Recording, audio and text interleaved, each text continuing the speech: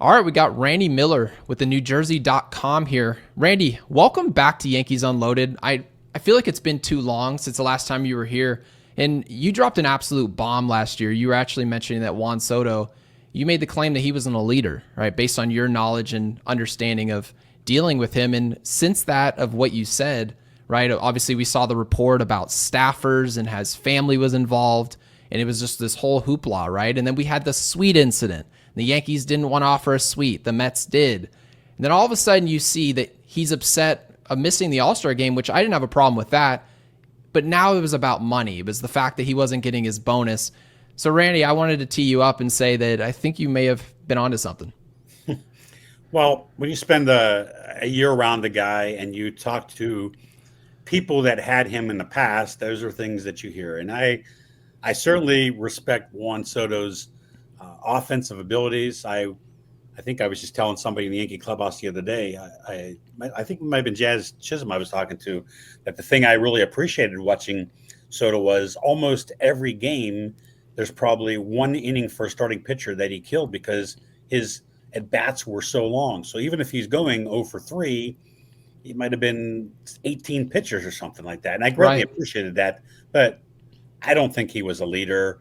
And I had been told the day the Yankees traded for him that he was going to go to the Mets. So I was not surprised he was going to go to the Mets. I knew the Mets were going to offer the most. I believe the Mets were going to offer the most money, and I didn't know that his mother was going to get an allowance for clothes and all the other things. But good for him. He's got the most money. He's not the best player in the game. Yeah, and by the way, there's nothing wrong with not being a leader. You don't necessarily have to be. But I'll tell you what, I'm sure with this podcast growing, I'm sure my mom also wants an allowance. I mean, whose doesn't, right? I mean, it's nice. So anyway, obviously, Randy, there's a ton going on in the Yankees trade, the trade block, and at least what they're interested in. And this past few weeks, Yankees fans are what I would call concerned, right? We run a daily Yankees podcast, and we see that. And right now they have a black hole at third base, and it's being reported by USA Today's Bob Nightingale that the Yankees and Mariners are the two most aggressive teams, according to him, in these sweepstakes. What are you hearing on your end? Is there any traction? What's going on? I hear that the Yankees and Mariners are definitely involved, but I also hear fringe teams like the Reds are involved. I hear the Cubs are involved. I was told by somebody just this week that they know for a fact that the Cubs were involved. The Yankees are going to get a third baseman. They're not going to go the rest of the year with Oswald Peraza and Jorge Vivas at third base. It comes down to with Suarez. What's the price? Here's a guy that's having a second or third career year for homers. I think he had 46 one year, but he does have a low batting average. And if you look at his fielding percentage and you look at the baseball savant, outs against average, it's among the worst. So I think that you're not going to give up your number one prospect, your number two prospect. I talked to somebody yesterday, and I was told they probably can get a one really good prospect, and that would be the package for him. But the fact that there's so many teams involved, that's going to drive the price up for a rental. So I like the guy. There's certainly some other options out there, but he's the best as a right-handed bat that has a lot of power. And that would fit in their lineup right now. But you also want to make sure you bring in good defense. If they get Ryan McCann from the Rockies, there's an elite defensive guy. A guy told me yesterday he thinks he's better than the Pirates third baseman. Hayes, really? Better than Hayes. And Hayes has the best metrics right now. But McMahon also is having a bad year. He's a left-handed hitter, and he has a big contract. A scout that I talked to yesterday told me, boy, if you can ever shorten up that swing a little bit, he'll hit a ton of homers at Yankee Stadium. I think the Yankees would prefer to get a right-handed guy right now because they're so left-handed heavy in the outfield. Yeah, and to be fair, I mean, they tried to fix DJ LeMahieu as well when they traded with Colorado back in the day, and it worked out. So maybe that's the case. I'm not necessarily excited about either of those options. I think the Yankees probably need to get a glove first and foremost. But right now, there's a player on the Yankees by the name of Ben Rice, and of course you're familiar. There's been rumblings across baseball that teams are calling the Yankees about this player.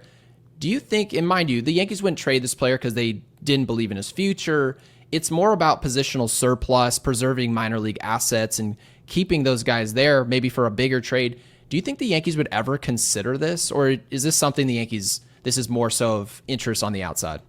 I think they definitely consider it if they get someone that they think can put them over the top. And let's face it, right now, um, Stanton is the DH. If and they're protecting him a little bit by not playing him every day.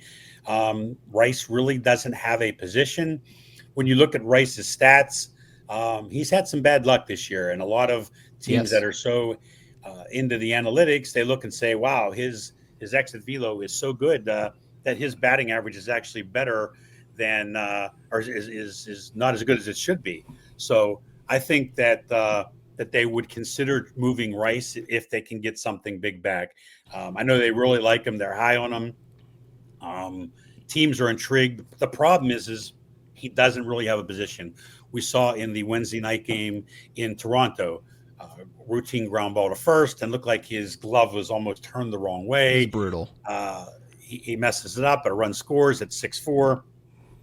The Yankees never get back in the game. So I know he's been catching a little bit. I don't think I think he's below average catcher.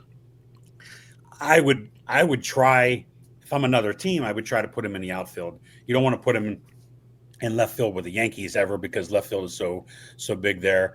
No, what's intriguing also for the Yankees to keep him is he's not making any money, and And that's you're sad, going to huh? have a lot of guys on the roster that are making 15, 20, 25, 30, $40 million a year. You have to have some other guys. So I think Stanton has 2 more years. I don't think you want to commit to Rice being a full-time DH long term. Do they think he's good enough to be first base? Well, look, we lived with Luke Voigt for a couple years and saw that he struggled there, and they were so happy to get Rizzo. So if you have Ben Rice at first base, what does that do for Volpe at short? What does that do? Because that play 2 nights ago where Volpe has a routine ground ball and gets an error on it, Goldschmidt scoops that ball. I mean, I Of guess course. most of the time. I just maybe it wasn't there, Yeah, yeah, Goldschmidt wasn't but he there. And scooped. mind you, Yeah, yeah, it was definitely, I believe it was Ben Rice. And yeah, it was Ben Rice. of course, the throw has to be better. It But at the does. same time, I mean, you want people to be in their home positions. And clearly, Ben Rice is somewhat of a makeshift guy. You're trying to find positions for him. He certainly can hit. I think everyone across baseball believes in the bat. And Randy, this is actually one of my biggest questions because I've been seeing a name float around, and it's San Diego Padres starting pitcher Dylan Cease. And mind you, I mean, this is a really good arm. I mean, we've seen some great years from Cease in San Diego, and he's in the final year of his deal. This is a rental. His ERA is 4.59, and for some context here, Will Warren's ERA is 4.91. So it hasn't been a good year, and Yankees fans have been complaining, at least of late, on him. Now, the biggest problem right now is his fastball, right? It's 25th percentile. He's still throwing 100 miles an hour. He's got one of the best sliders in the game. The Yankees' perception is maybe Matt Blake can fix him. How involved do you see the Yankees being on Cease this next week? I think they'd be very involved. I know they've loved him for a long time. When you compare the ERAs, keep in mind that in the NL West, those are bigger ballparks. Those are pitcher ballparks. So I Yes, would say that Warren's ERA is probably a little bit more impressive. But look, the ceiling with Cease, we've seen it a lot. I think Verlander, the year he gets traded to the Astros, I don't think he was having a great year with the Tigers, and he goes there, and next thing you know, he's winning a World Series. When you don't have Garrett Cole for a year, I think they're trying to get enough starting pitching to put him over the top. And when I look at the American League this year, it is wide open. I still think as bad as the Yankees have been and as bad as they've been in Toronto, losing 6 out of 7, I still think they're the best team in the league. I look at Detroit and say they have great pitching. They don't have a Judge. They don't have the Yankees lineup. so you're worried about the star power over there.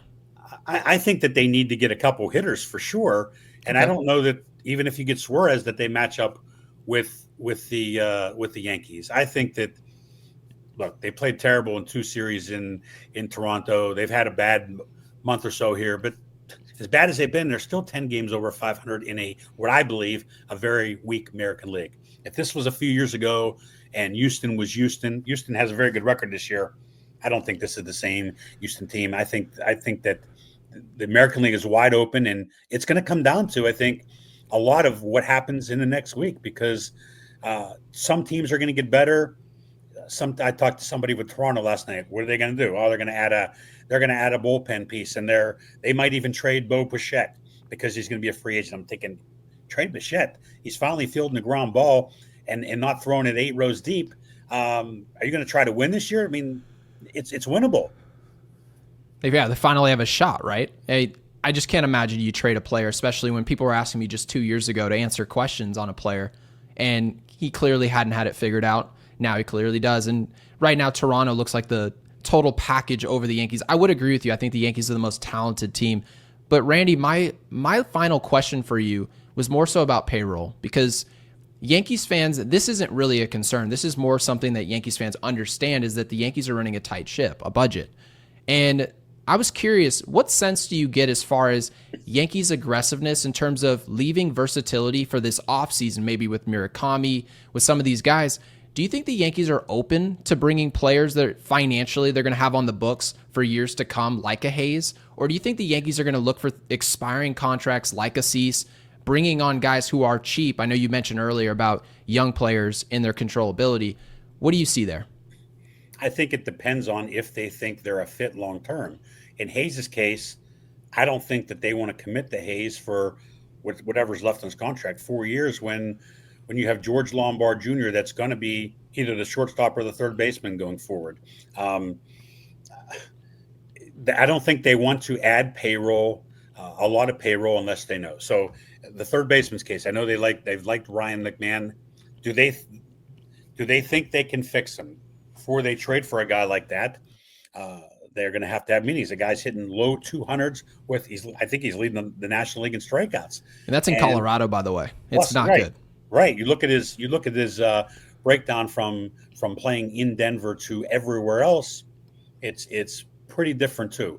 That said, he's a very elite fielder. He has tremendous left-handed power. He's built for Yankee Stadium.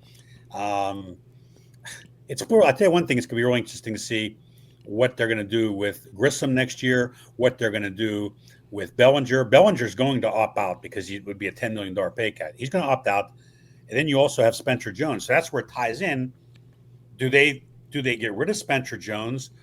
I know that the last thing they want to do is get rid of him and go have him hit 50 homers somewhere else. Great makeup kid. I think he can stay in center field because he can really run for a 6'7" kid. But that said, they're not trading Lombard. Lombard is the one untouchable for sure. So now that Jones is hot, you sell while he's hot. But that said, he's a guy that potentially can be the starting center fielder next year. I would think they're going to try to bring back Bellinger, and then Grissom will get a contract and walk. Wow, I haven't heard that. Yeah, because, I mean, of course, you heard the rumors a year ago. You lose Juan Soto. Maybe Kyle Tucker becomes an option. Jason Dominguez is now on this team. Spencer Jones kind of was an afterthought. He was sliding down the rankings, in which and now Spencer Jones is just setting it off in Double-A, and then he gets called up to Triple-A. He's been even better. So very exciting news. Randy Miller, everybody. Randy, thank you so much for stopping into Yankees Unloaded. Anytime, Gary.